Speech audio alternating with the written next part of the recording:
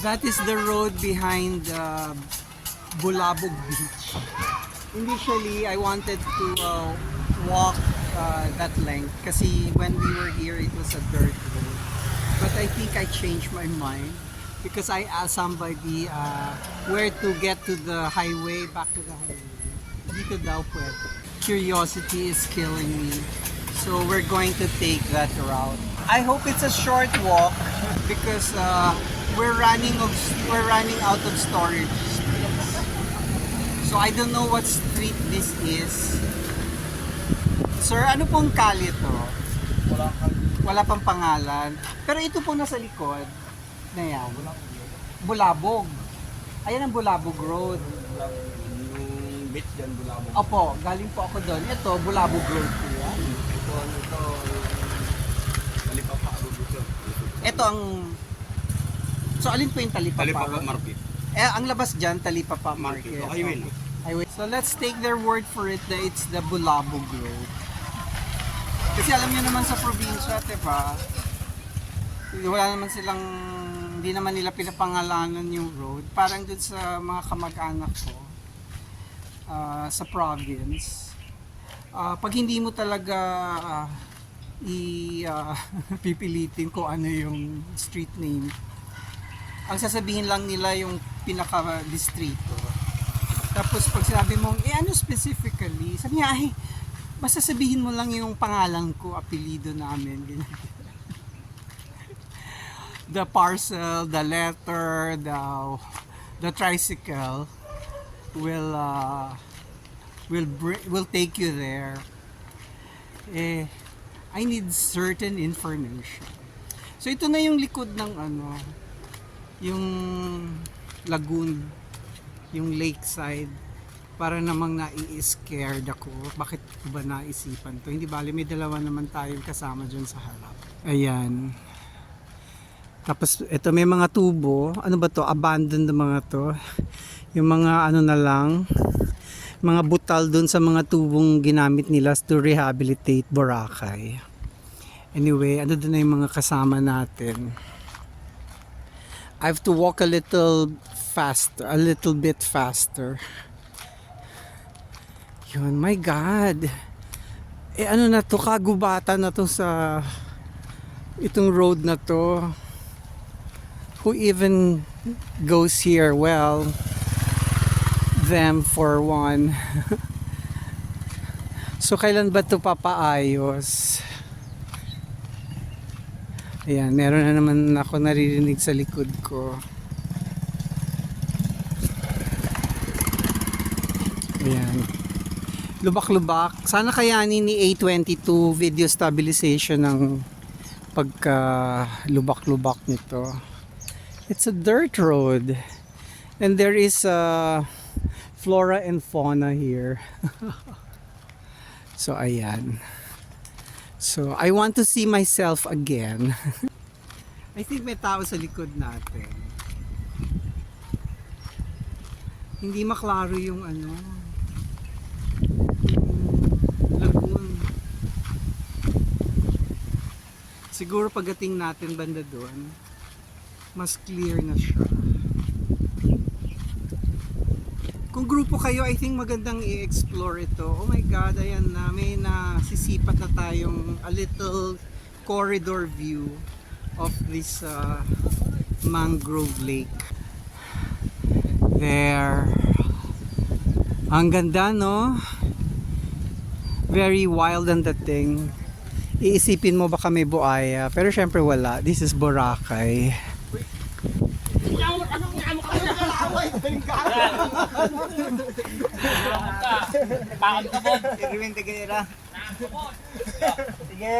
The locals of Boracay.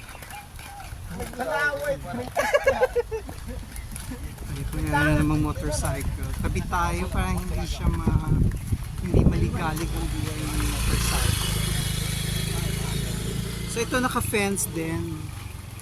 May kagubatan din dito sa right side. Yan.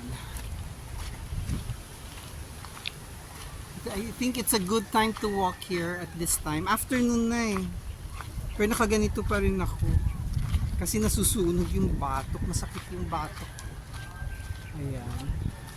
Another Gloria Vista. A glorious view of the mangrove. Beautiful. Ayan.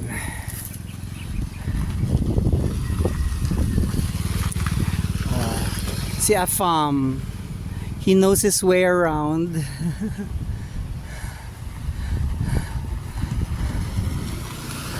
Diba? At may HRM uniform, chef. Let's continue our walk. May building sa kanan ko eh, pero hindi ko siya ma-identify kung ano. Hindi ko naman maiganon kasi against the sun. Dami kong Boracay vlogs. Panoorin nyo. Kung nandyan pa kayo, please subscribe. Please help me reach 1K subscribers and 4,000 watch hours. Marami na akong mga videos. Pero hindi tayo love ni algorithm. Diba? Hindi tayo love ng general public. Hindi nila tayo na-discover. So baka makatulong if I will actively ask for subscribers to new watchers to subscribe. Agoy. Naku, ayun na yung gusto kong puntahan. I don't think it's still open kasi or it was closed. It was open and it was closed. Kasi walang fence yung mga dadaanan mo. Eh di syempre paano naman ang public? Di baka mahuhulog siya. Kanina doon tayo nakatayo sa kabila. Kausap natin yung e-trike operator, driver. Yan. Oh, sarap ng hangin. So low tide ba ngayon? Kasi tinan mo yung ibang mangrove. Yung pwesto nila wala namang tubig.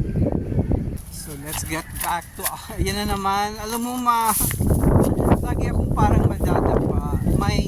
My knees are weak. Yan. Yan na naman.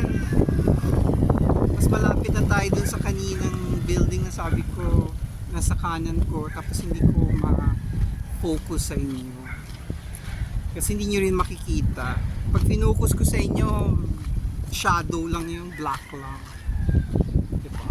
O ayan na, may mga nakapark na. Ano na yata eh? Station X na yata yung lalabasan natin. Yung Hue. Yung talipapa na yan, lagi kong naririnig. Pero I don't think nakita ko na yung talipapa. Ito, naku. So, ito, punta tayo. This is the Timberland. Teka lang. Lilipat natin. Timberland, Block G, Wetland 6, Barangay Manok, Boracay Island, Malay Aklan. This area is classified as forest land. Project number blah blah pursuant to presidential proclamation with a total land area 18 hectares. Wow.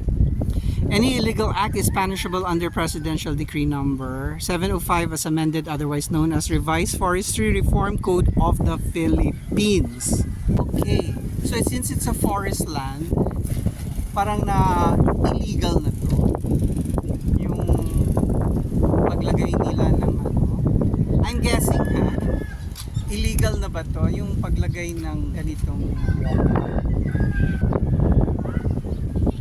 Hindi na ako papasok kasi baka maraming sasabihin ng mga tao if I go inside.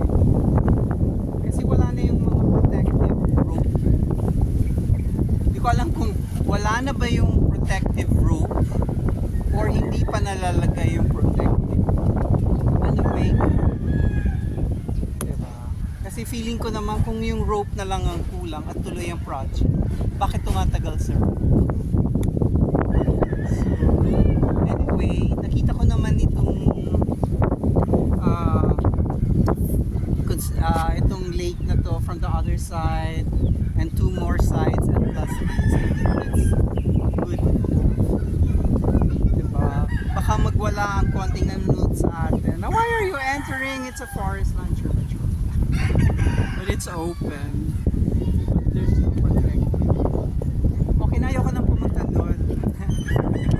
We'll come back na lang when it's officially open siguro. May lights sa gabi. 2006 pa. The walkway does not look like it was built in 2006. Baka bago-bago. Kinulang ng pondo. Yun. So ito na yung nakikita ko. Diba? So, papaalala ko sa inyo. Ipapaalala ko sa inyo, dyan tayo galing. Palagpasin lang natin. Tapos ito yung Timberland Block 6. Block G. Wetland 6. And the local Boracay people.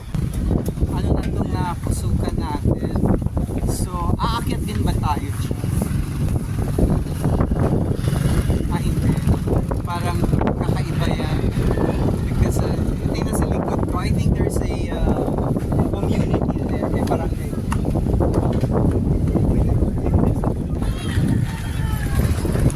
Dito tayo maglalakad. The kids are saying hello. If I can avoid it, I avoid taking footages of children. This building here says it's Wendy's Apartel. So just Google it if they're part of Airbnb or this is long-term rental. Kaya may ano naman, no?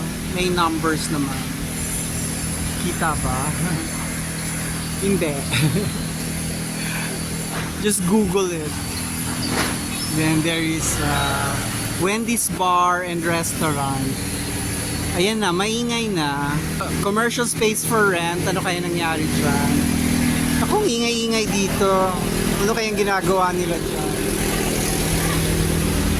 Ito, nandito na tayo sa signage na yan.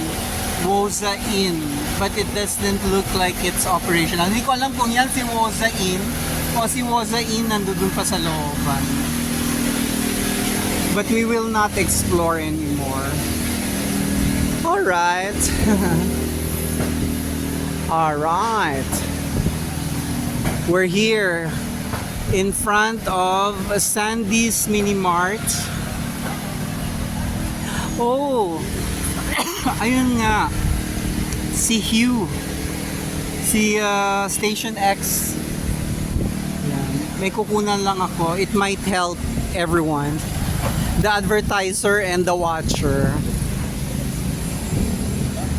Okay, so the advertisement says the row house, rooms for rent, monthly, long term, ideal for staff housing.